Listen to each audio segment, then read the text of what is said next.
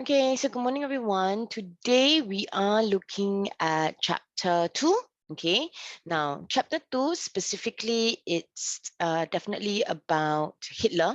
All right, and as I was saying that Hitler is a topic that is definitely quite important. Okay, for both students who are taking the uh, N-level paper or the O-level paper specifically, all right? But because Hitler is quite a massive chapter, what I have done is I will split the chapter itself, all right? So part 1, I am going to go through part 1, okay? Part 2, I will record it, okay, and I'll upload it so that next week when we do our next revision before Japan, then we'll go through a bit about the part 2.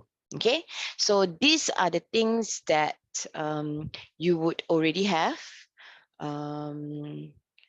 Okay, things like this, but inside your notes, you actually have the complete version of all these notes. Okay, so if I stop share a bit and then just show you guys your complete version. Okay, so this is your complete version of your notes where you have everything. All right, and also the essay. So I'm just gonna go through this bit for you first. Okay, so if you look at the tiny URL link, okay, these are the things that you need to know. Okay, so Hitler is actually being divided into two parts. So part 1 really talks about the rise of Hitler, or the rise of Nazi ideology or Nazism or the Nazi party. Okay, so your essays for O level and for N level is going to be divided into two parts. Okay, they can ask you on the rise of Hitler. They can also ask you on how he consolidated power.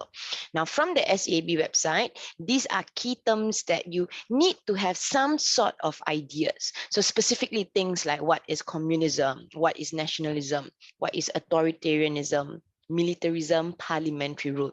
You don't have to memorize this key concept, but you need to have an understanding so that when I talked about, okay, this is communism, or this is nationalism, or this is whatever, you have an idea in mind. Of course, it's good for you to understand it, all right, and deepen it, but these are just definitions that you need to know so that when we do the questions, for example, then you realize that, oh, these are the type of questions that can actually be tested. So those are the important bits that I thought I wanted to share with you. Okay, all right, now give me a minute, let me just scroll down. Okay, so this is what I meant. All right, so the yellow color here, where it tells you about the case study of Nazi Germany, is actually divided into two. So you have one, which is the rise and establishment of authoritarian rule. Okay, and it's divided into three reasons. All right, weakness of the Weimar government, economic challenges, and the appeal of Hitler and the Nazi party. So this entire thing can be one essay component itself. All right, now prior to that, number 0 here is the rise of authoritarian regime. Now the rise of authoritarian regime, it is not, I repeat, it is actually not examinable. Totally not examinable. So when I say what is actually not examinable, not examinable literally means the very fact that it is specifically, or it is how would I say this? Need to know, good to know. However, it is not the most important things for you to take note. Okay, but it's good for you to know. Okay, so this is where I am sharing the things later.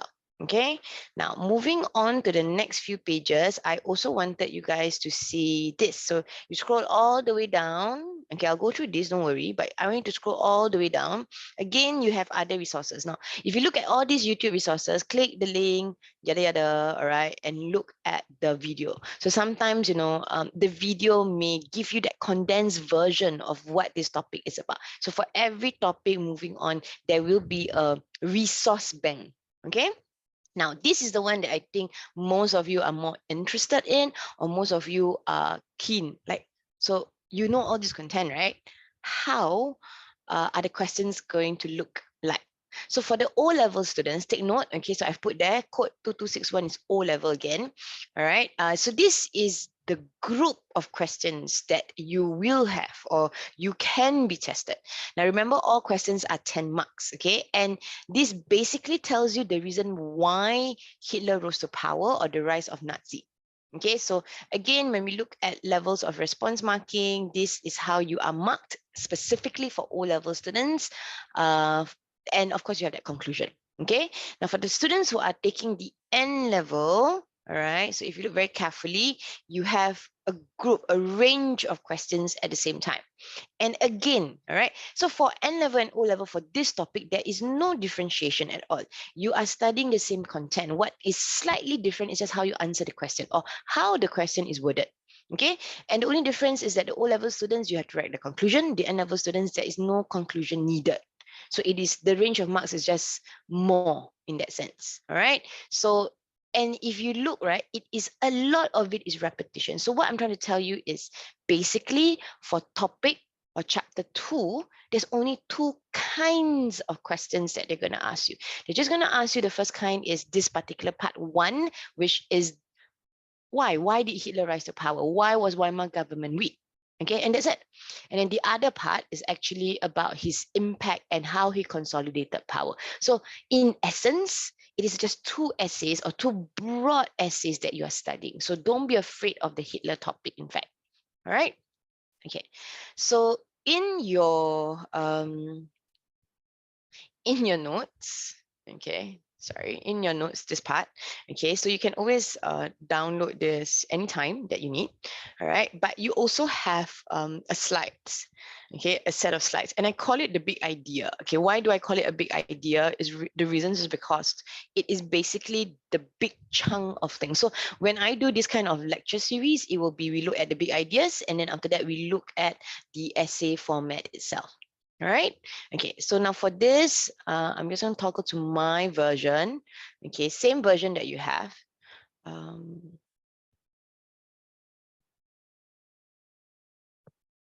Okay. I think you can see this. All right. Certain things, if I'm going to annotate, I will tell you and I will show you. Of course, you can annotate it yourself. All right. So of course, if you do not know who in the world is Hitler, this person is Hitler. Okay. So basically, if let's say we're looking at the rise of Hitler, there's only this range. All right. There are reasons. We call it sometimes is favorable circumstances. That means we just so happen that Hitler rose to power because of all these factors. All right, the weakness of the government, the Weimar government, hyperinflation, impact of Great Depression, and his own abilities. So questions can be asked like, oh, was it really things that was beyond his control? So favorable circumstances means things that is beyond. Okay, it is beyond Hitler's control. Hitler rose to power because these are things that was naturally there and made it much easier for him to come to power. Okay, whereas things that he could control was he introduced the ideology, his own personal style, his charisma, his the way he talks, okay, how he exploited people's fear, how he was very skillful at making deals with other politicians, and how he reorganized the Nazi party. So those are the things that's very important. Okay, now of course we are talking. We have just finished Treaty of Versailles and League of Nations, right? So now we are talking about World War One and how Germany was still very powerful, during World War One, but unfortunately, I think the Allied, and we know that Germany lost the war, World War One itself, was because of really the lack of resources, and then that allowed the other Allied power to actually punish Germany. Okay, so this is just a little bit of background to lead into what we're studying today.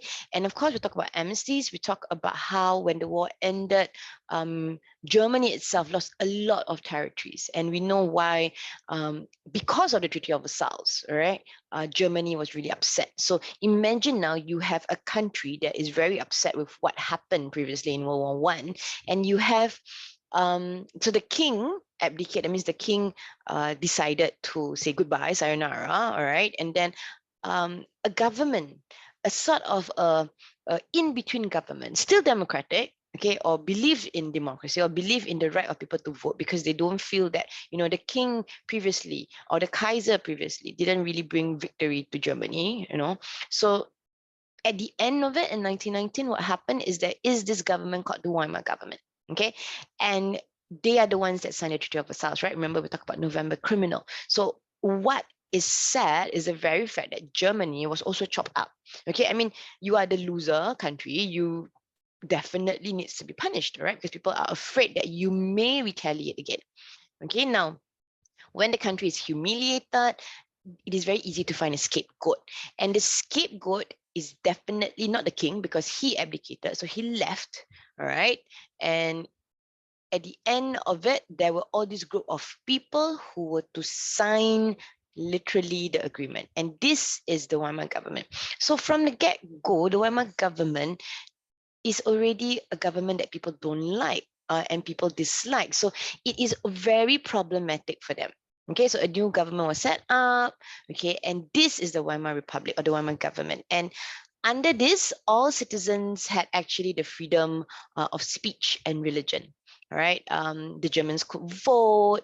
There was room for them to express their disinterest. But of course, it didn't work, because I am now suffering from the impact of World War One. All right, the people need some sort of closure. The people needed some sort of a stronger government, and it did not happen. Okay, now why was the Weimar government not effective? All right, so one of the things that you must remember is actually about the structure. So because now is no longer there's a king, no longer there is a Kaiser, you have a society, or you have a government that has the president, all right, the chancellor, the parliament. So I want you guys to remember this word, the Reichstag, and you have the German people. Okay, so the German people elects the parliament elects the chancellor. So the chancellor is almost like your vice, and then the president also gets to choose the chancellor, but the highest ranking would be the president. So this is how the Weimar government is structured. But it makes it very weak. Okay, so why does it make it very weak? Now, because it's called proportional system of government, okay, that means there could be a lot of people or a lot of political parties in parliament. When you have a lot of political parties in parliament, it is not strong enough, because why? The majority is weak.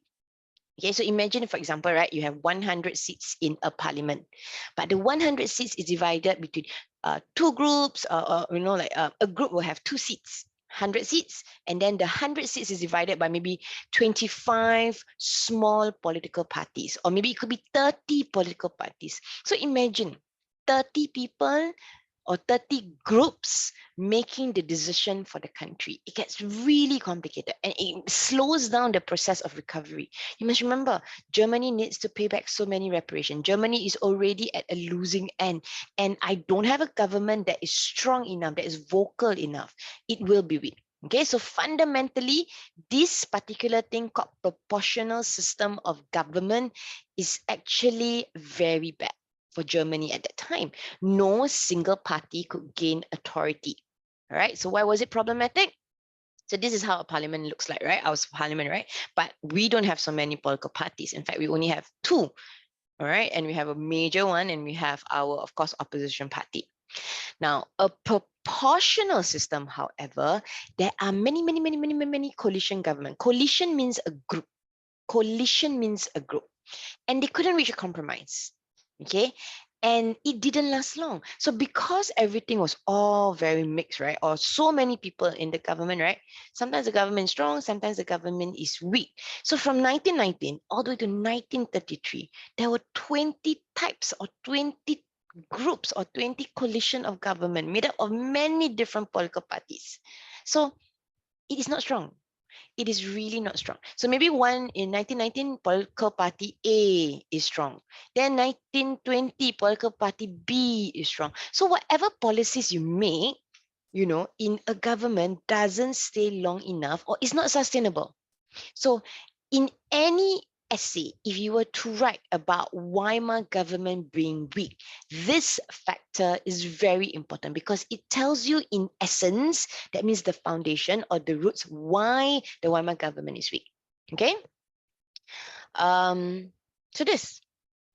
And if you were the people and you realize that, oh no, this government is super weak, and then you have alternative voices, such as even maybe communism, or alternative voices such as the Nazi Party under Hitler later on, who seems to have a stronger voice, a better idea on how to improve Germany, I would choose them. And that is how the people of Germany elected the Nazi Party into power. A party that you obviously know is not the best party, or not very kind party, but you chose because at that time the alternative was the Weimar government that was really weak. Okay. Now, this is also a very, very interesting weakness of the Weimar government. So in the Weimar government, already very weak, right? Then you have this one thing called Article 48. Article 48 is not a note. Article 48 is a policy. So Article 48 says that in any situation, if there was an emergency, the president is able to actually declare emergency, take away people's freedom and power and control. Okay, and they have it in the constitution. Constitution means law. So this is one of the many articles. So in a country, there could be 100 articles, and this is one of it. Now, put this in the back of your mind, because this Hitler will then manipulate this Article 48 and use it later on for his gain. All right. Now, moving on. Okay, so this is the one. They didn't define what was the article, and later on, like I said, he exploited it. Now, so in the end, was Weimar government an ineffective or effective government? It was actually ineffective. Very hard for the countries specifically to come in and help the people, because democratic system sometimes does not work with this kind of countries. Okay, imagine you've never had the chance to vote, and then now you have the chance to vote, and you don't know, you've been controlled all your life. So it was very hard for the German people. It was very hard for consensus. The meaning of consensus is decision. If I want to help the people and I need to make very strong decision, but I need to go through 20 other political parties, it will be very, very slow. Okay, and because there's a lot of changes, right, there is no way a country can be stable, and especially a country like Germany, which was actually being punished at this time. Okay, so there was also, at the end of the day, the Weimar government was seen as weak because they lacked the support. No one trusted them. No one was loyal to them. They were the ones that signed the Treaty of Versailles that ruined German people, German economy, German family. Why would I want to trust them? So this is a government that from the get-go, from starting zero, they had no advantage. So it was really sad for them, actually, even though they were really trying to do a lot of good things. Okay, so because of it, they were also nicknamed as the November criminal. Right? It's like, imagine, let's say us, we call our government, the PAP government, a December criminal. What is the meaning of a criminal? A crook, right? Someone who has no integrity, right? So imagine that. Okay, what does it describe you about the Weimar government?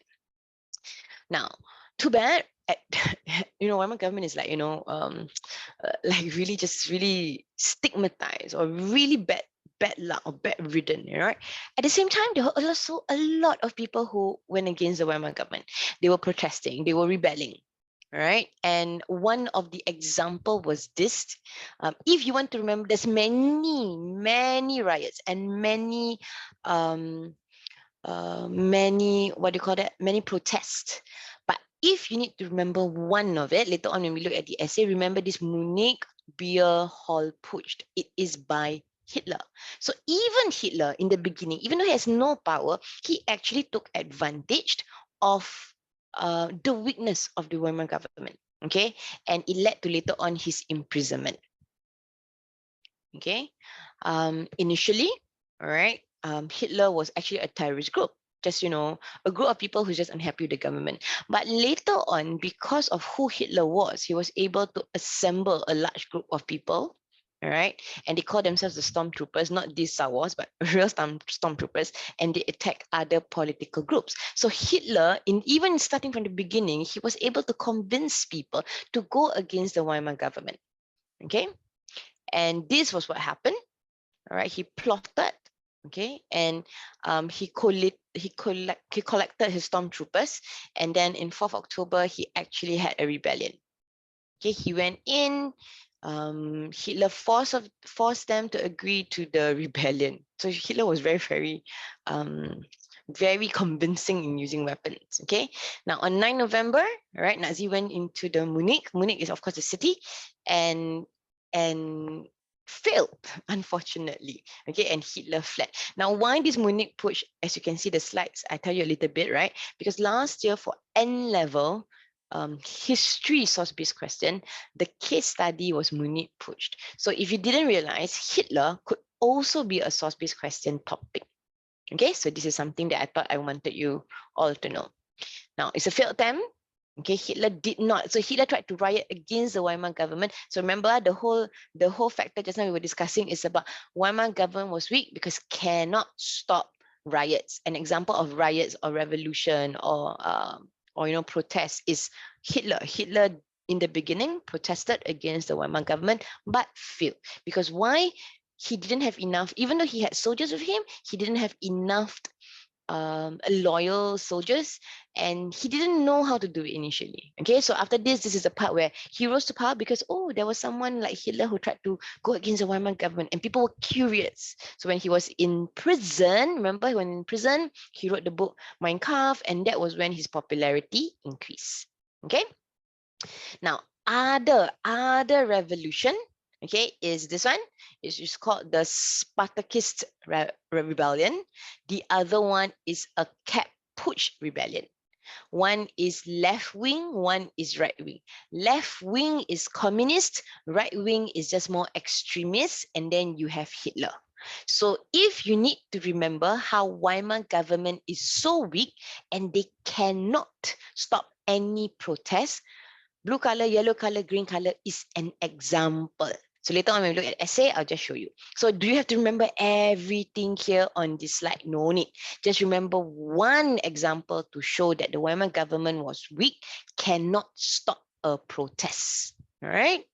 Okay, so where are we? We are here. Okay, now we are going to hyperinflation. Now, inflation is when things are very expensive. Hyperinflation, it is ridiculously expensive. It is beyond your normal cost. Okay, so already Germany was suffering, have to pay reparation, give up the land and everything. Now the money become worthless. And it doesn't help that if your government starts to print more money. Printing more money does not equal to your value of your notes or your money to be better. Instead, when you print a lot of money, your money becomes very worthless, because it makes the value drop. So maybe, example, a loaf of bread maybe will cost 50 marks, okay, or 50 German notes. But in an inflation, it may cost, 80. In a hyperinflation, it may cost 800 for a loaf of bread. So this is the meaning of hyperinflation. Okay, and Germany was suffering from that. Okay, and the more money was printed, the more the value decreased. And you can see it was totally worthless, that it became art and craft. All right, can you see they made kites into it? And it was nothing. No one even wanted the money because it was totally worthless. And for you to buy maybe certain a loaf of bread, or when you go to the market, you had to carry bags. All right, because that is how much something may worth like this. You carry this, So imagine, this is the part, okay, you have saved some amount of money. Now what happens to your savings during hyperinflation? All gone. It becomes worthless. So what were the implications? When I say implication, what is the effects of hyperinflation? Germans became poor. Already they are suffering, no unemployment. They come back from World War I and they realize that their country is paying off their debts. Okay, there's no jobs. They are punished, they are separated from their families, and then suddenly the economy doesn't get better. And then the best part is you just blame whoever that is in government, okay? And people lose support because they feel that the government literally failed. Okay, all right, we'll go through this. All right. And it doesn't, again, it doesn't help that no matter whether you're the poor Germans, you are the middle class German, whether you're the business Germans, you're the higher end Germans that have a little bit more money or wealth, you will not like Weimar government. Okay. So upper class, okay, this is middle class and this is working class. Just a definition of what it meant. Now, did Germany recover a little bit? Yes, it did lah. Okay, so Germany didn't collapse like this. Okay, there was a room for recovery, and the room of recovery was because of this man here. His name is Gustav Stresemann. So he is part of the Weimar government. So he's one of the rare politicians that, or chancellor. Remember, chancellor is like your vice president, like that. Okay, your prime minister lah.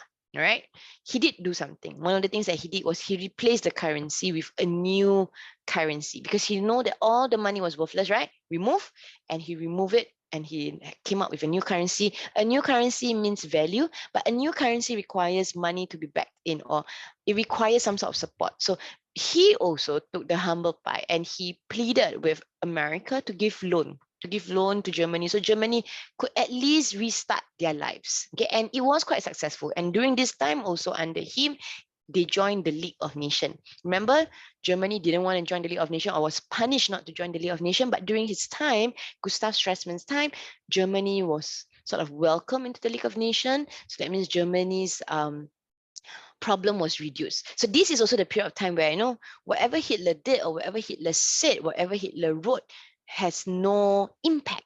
Because why?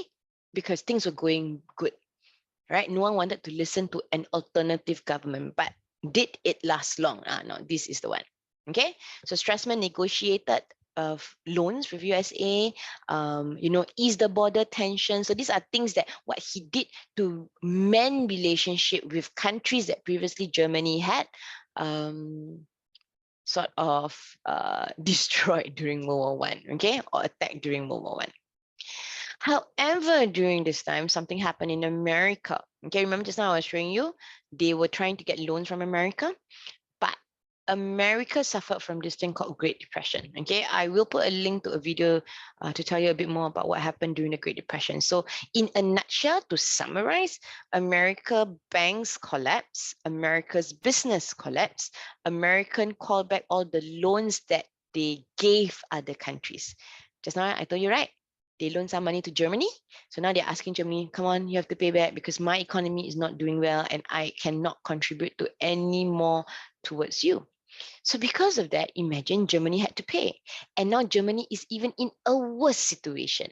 So one of the many reasons why the Weimar government at that time wasn't so successful was things that they couldn't control. The Great Depression happened in America, but it has impact to the rest of Europe.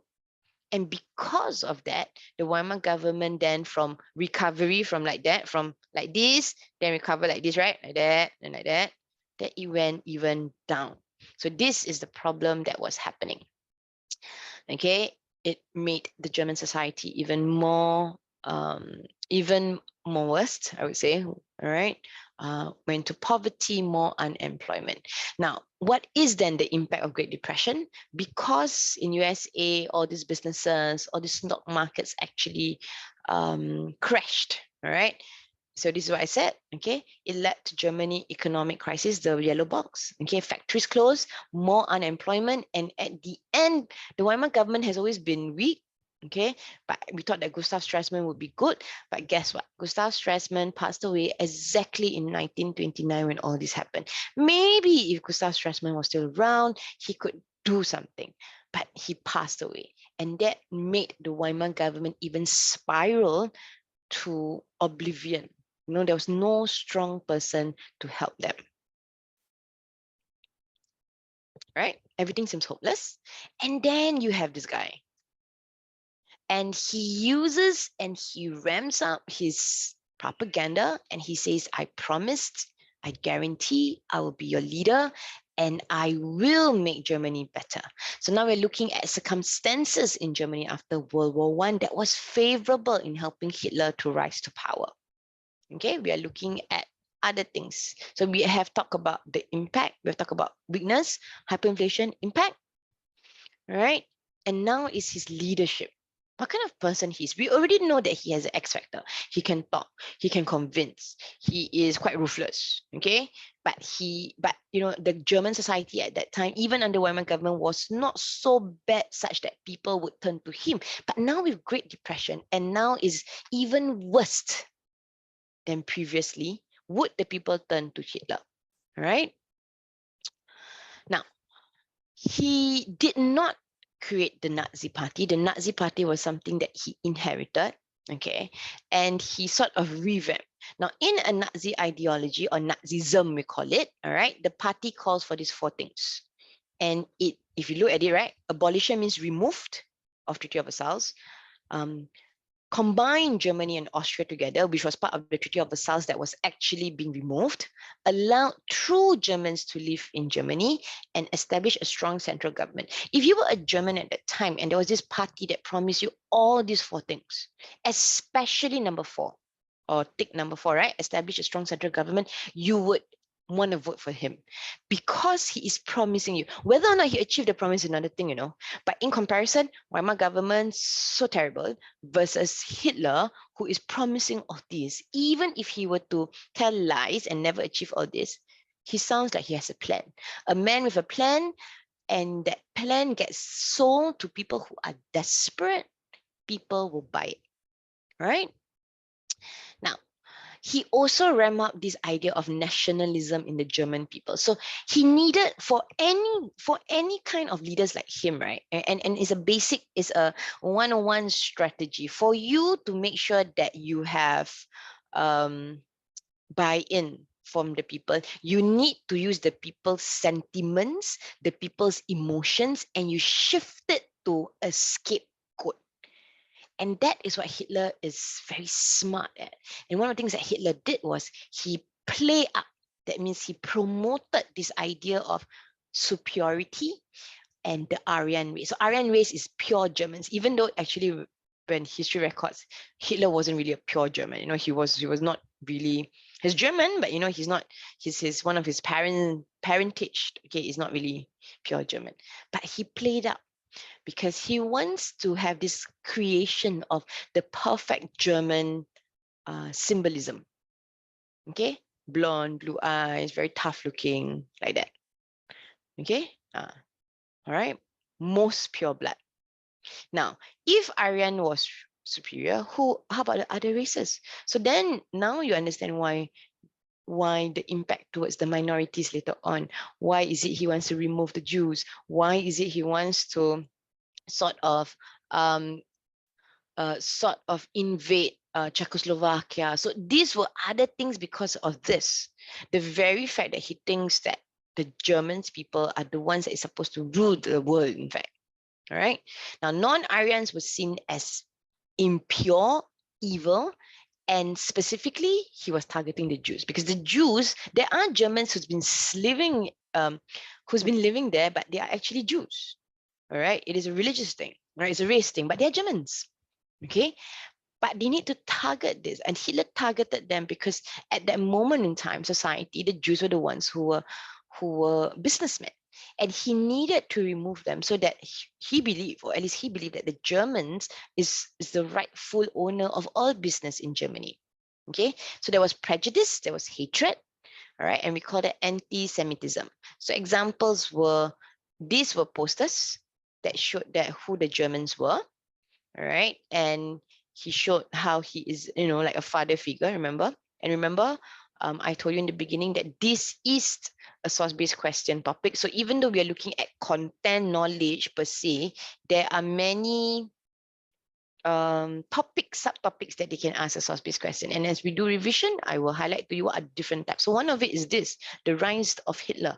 Why was Hitler seen as a father figure? Okay, and also the youths. Okay, Hitler youths can be part of a source-based question.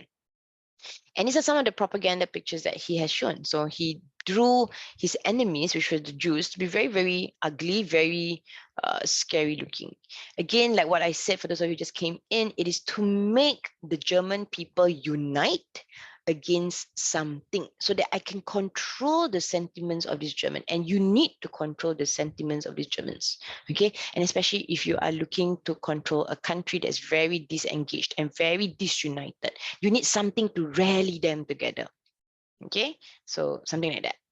All right, just like, like sports fiesta example, okay, class A versus class B, you need to rally them together. Okay, so these are things that that is similar to the real world. Okay. Now, of course, another thing that we know is Hitler is Hitler. He was powerful as a speaker, a communicator. He could convince people. And when he opens up his mouth, he seems to understand the desire of the German people. And that was very, very, very effective. And it does help that, he's very good at propaganda. He has the good people around him. Joseph Goebbels, for example, who was literally a master at propaganda. And the very fact that you could see all this swastika symbol, whatever that they wore, the uniform, it is really to show that unification. All right. And because he was such a good speaker, he was able to win the support of many people. Now, another thing that he used that literally helped him rise to power and his political party to power is, of course, the use of the fear of communism. So communism, what is communism? So communism, later on when you see the notes, is basically the idea of equality to all. It's very flat kind of government. There is no real, by right, there's no people who's richer or more powerful than you. Everything seems to be quite flat in terms of government. And that is good if you are a farmer or a peasant. It's bad if, let's say, you're a businessman, because that means your business or your money or your wealth needs to be divided. Your land needs to be divided. So Hitler knows that, and he used this fear to get people to be on his side. Okay, so at this time, remember I was saying Weimar government is just cannot make it one, all right? So many Germans, either you become left wing, and when I say left wing, it means communism, or right wing. Right wing is people like Hitler. Okay, we call them very extremist. They're not communist, but they are authoritarian or they're very extremist. And the reason is because Weimar government really cannot make it. Okay. And again, like what I told you just now, why they chose is because they offer radical solutions that the people needed or the people wanted. So was there a German Communist Party? There was. In fact, the German Communist Party was one of the enemies of Hitler, because they were really fighting for people's votes, or they were really fighting for people's support at that time. Okay. And it was actually very popular because, the Communist Party, the very fact that you can divide wealth, have wealth, and I'm a peasant, or I'm very poor right now, I'm unemployed. I hear that, wow, it is very attractive. Yeah, I like Hitler, but, Hitler keeps on talking about removing people, control power, but, no concrete detail of how he is going to help improve the economy. But communism, very attractive. Okay. All right. So, but he exploited this fear. He said that, that if we were to be in a communist country, just like our neighbor, Soviet Union, this is going to happen. Farmers, you are going to be stateless, landless. All right. And businessmen, your business is going to be actually taken away. So in a communist system, there's no such thing as private ownership. There's no private housing, private car, private property. No way. Everything belongs to the state. The state decides what to give, how to divide. So some people like it because they have nothing. But some people who have everything, that is what they fear. Okay, so I hope that is very, very simple but very clear definition of communism. All right. Okay, so this is, you can see, they see communism as a snake-like thing. All right. So remember I was telling you that he was very good at speaking. Now, good at speaking is one thing. To buy that many flags and to make sure that his soldiers all wear a certain kind of uniform to show that that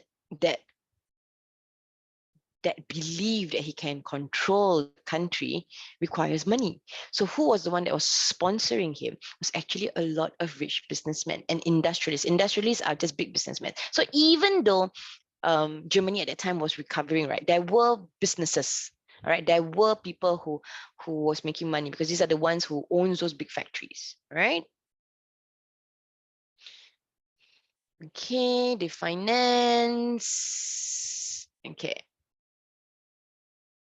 Okay, so we're going to the last bits. Okay, we are looking at the next bit is skillful at making deals and reorganization of the Nazi party. So he reorganized the party. Now, what do we mean by reorganize? Remember, I told you that the party wasn't his to begin with. Okay, it was a political party, a small one. Okay, and when he came in, he was the one that decided to increase the enrollment because he was a very good speaker and he could convince the people unhappiness, and make it work for him. But it was very limited.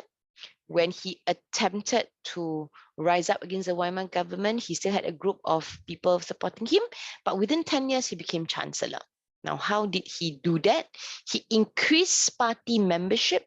He attracted, whether you were youth, whether you were anyone, come join. Okay, and you pay membership with that. All right. He also set up the SA and the SS. Now, these are two groups of soldiers. All right, two groups of soldiers, white shirts as well as the brown shirts. And what they do is they harass other political parties. So you have, imagine, right, you have Hitler talking, but next door, maybe the Communist Party is talking. So he will have groups of thugs, literally like gangsters like that, and go and create trouble at the other side, at his opponent's rally or speech. Okay, and of course he used a lot of propaganda, like I said. All right, he evoked the emotions of the people. Okay, so this is basically the big picture. So that's why this slide is called the big picture. Those of you who just came in, you can find the entire resource, like I said, in this particular deck here. I think can you see it? Yeah, here. All right, it's in the URL. All right, so now what I want you guys to see is actually this part. Okay, so you can download it and open it. Okay, because I want to show you what it is about. Okay, open it first. Let me open mine as well.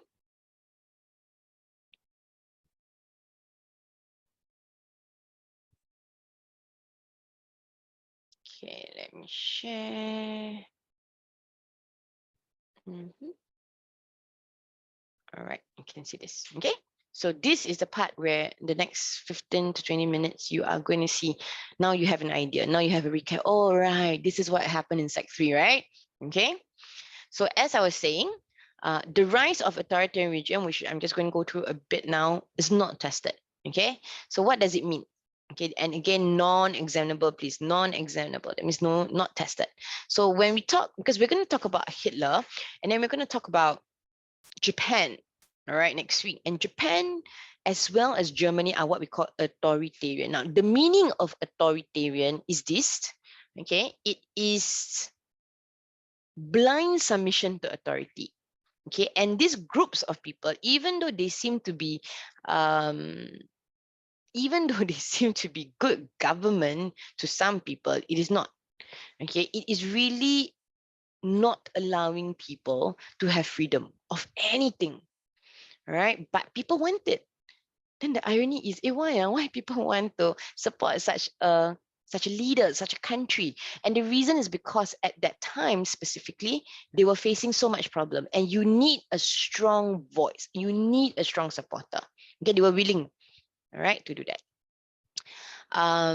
And this was because it was post World War II.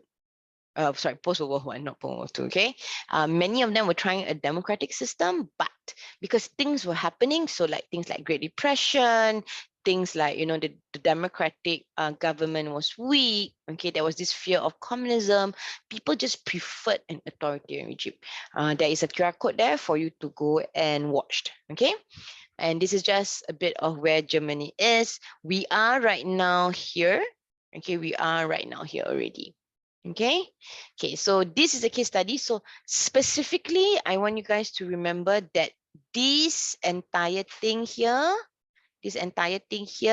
it is an essay question. It can also be a source-based question. It can be.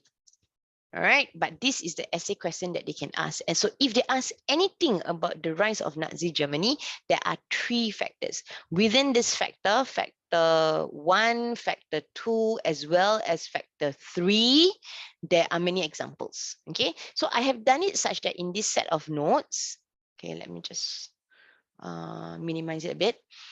You can see, right? All these are examples. All right. And this is the elaboration.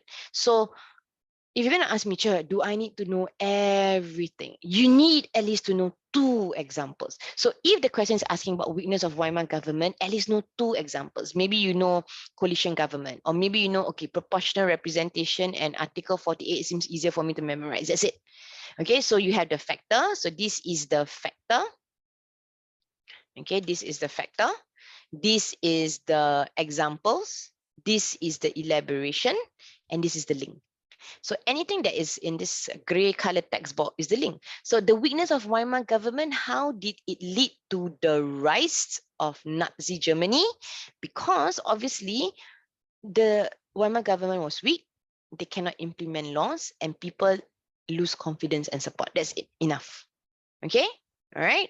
Now moving on, what if let's say the question or the given factor is about unpopularity of the Weimar government? Can you see there are 2 here, 2 examples here? Choose. You can choose this example. You can memorize this example. If you want to memorize this, okay, good enough already. But you must make sure you always link it. So this is the link. How did the unpopularity of the Weimar government lead to the rise of Nazi Germany? Because the government was very weak. The people did not support. All right. And it leads to credibility, loss of credibility, made Hitler more popular. That's it. So it is about keywords. What I'm doing is I'm just helping you to condense the information, If I were you taking the exam, what I'll do is I will make my own deck of notes, or I will do a mind map. There will be so many essays for you to sort of, or so many content for you to remember. You need to make and understand your own notes. This is Madam K's notes, right? So I would understand, I would remember because I keep on doing this. But for you to remember, you need to unpack this yourself. Write it down, okay? Economic challenge, we talk about hyperinflation, right? Okay, and you can see this is a description about hyperinflation. Now, the improvement part is just an extra bit. Okay, you don't really need to tell this part if let's say the question is asking about was it really hyperinflation. Okay, but of course again you need to know the link.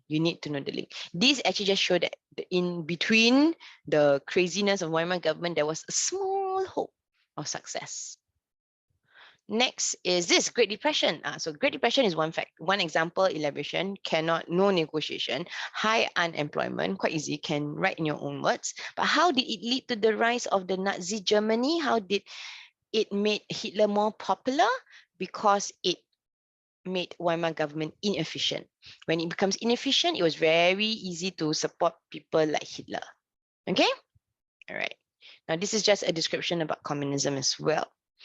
Okay, so next is what if they ask you about the role of Hitler? So under the role of Hitler, there are many examples. It could be the introduction of Nazi ideology. It could be him as a powerful speaker, very charismatic. It could be him, how he rebuilt the methods of Nazi party, how he rebuilt the Nazi party, how he used propaganda. And just remember I said how he used communism. So these are, again, examples. But it's just that I want to highlight in SEAB, there was a very clear indicator about propaganda, force, participation in election. So there were very clearly spelled out there, which means you need to know the propaganda, you need to know this part and the elaboration. Okay, and again, this is the link. The link is when Hitler built the Nazi party, it felt as though it reassured the Germans. The Germans were actually brainwashed into believing that the Nazi ideology is good, the Nazi party is good, and it leads to the support of Hitler. Okay, now this is a timeline of what happened from when the Nazi party was not a full-fledged party. Remember the Munich Putsch, what happened to Hitler, Okay, and he went to prison, then go to page 11. So then how did he rise to power? So he actually was, or he went into prison around this time, right, 1927. Then how is it that from 1932, especially after he was released from prison, okay, sorry, in 1928, okay, so that means in 1927, then the next year he was released from prison, right? All the way to 1932, how did it become the largest party in that Reichstag, in that parliament? Okay, we talk about Great Depression, we talk about communism, so I went through already. Okay, so 1933 is, you realize that the Nazi party was really a very popular party by then, correct? Because after Great Depression, people just preferred a stronger government, like a stronger party, like Nazi. All right, and because of that, the president had to give Hitler the chancellor, or like the prime minister role. Okay, and he was then important, but still remember, President Hindenburg, or president role, is still important. He was second behind the president. He used the burning of the Reichstag fire, blame it on the communism, declare emergency power. Remember just now I asked you to, think about Article 48. He used Article 48, or he convinced the president to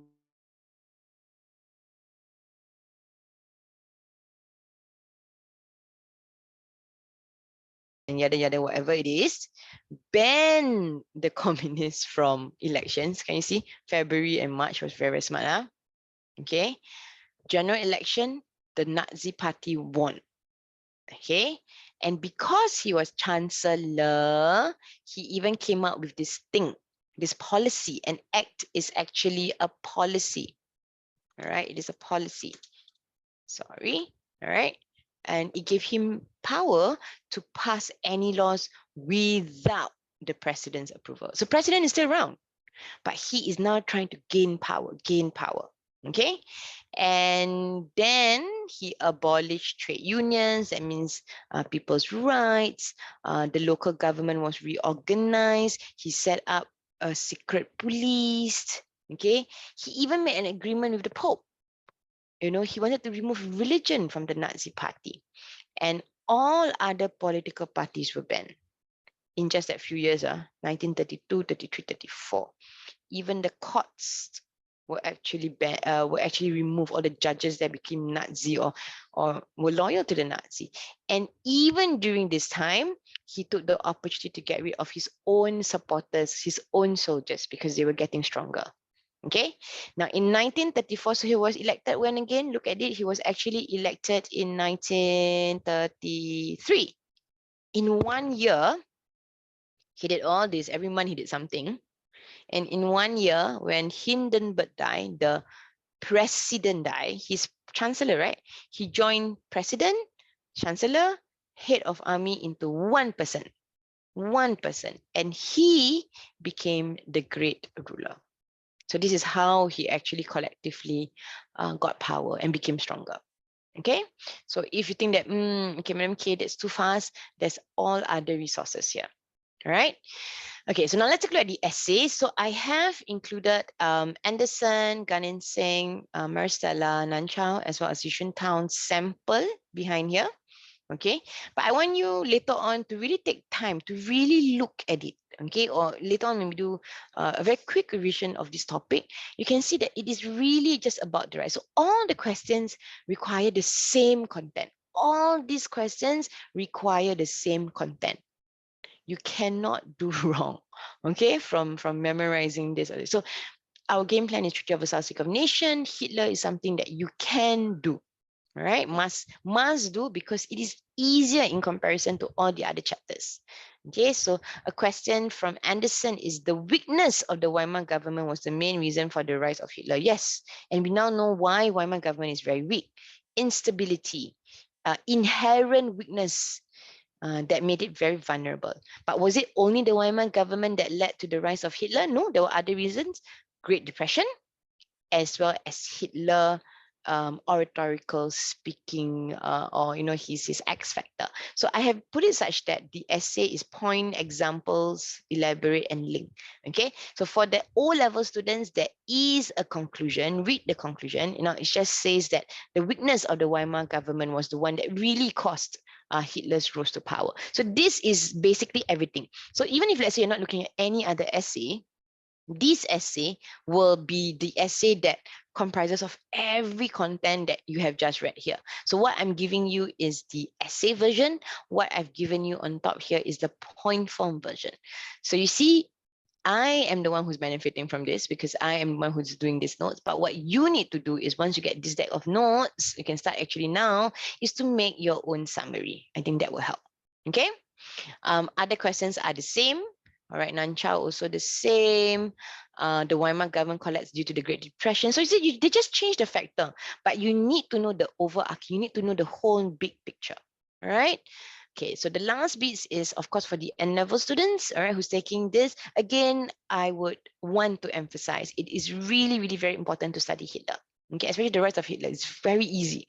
Okay, so I've given an example of, I want you guys to see, even the students who are taking the O-level paper is the same. You can use all of these questions. In fact, the only thing that the difference between the O-level and N-level is there's no conclusion. Okay, and you look at this one. Okay, the Weimar government was weak due to the structural weakness. We talk about it. Now, the only difference between Clementi Town is they have such a long link. Okay, it's good to read, but you don't have to write this long. You don't have to write this long. Okay, we talk about Weimar government lack the support of the people. Okay, and because they lack the support of the people, many people lose confidence. Okay, the government could not continue to exist. Good enough already. No need to write for me a whole another paragraph of link. So this is, I'm just putting it here for you, is to let you read, to let you be exposed. So the O-level kids, you can also read this. All right. But what it will require in N level would be, okay, explain the weakness of the Weimar government. You're going to talk about maybe the proportionate representation in the Reichstag. You can talk about the very fact that they are, or they cannot stop all these left-wing, right-wing political parties or protests. This is what. And you can see, look at the link. Doable. Made the government ineffective, caused the German population to distrust, and then support extreme parties like Nazi. The link is also same. All right. So the content is something that you can manipulate, you can reuse. But what you need to do is now is to read the content. Okay. So same thing. Why did Hitler rose to power? Because of how he spoke, because of the weakness of the Weimar government. And the link here is doable. I think this is Heising paper. Okay. Ken, so this is basically what Hitler narrative is about. Okay, so go and take a look at it.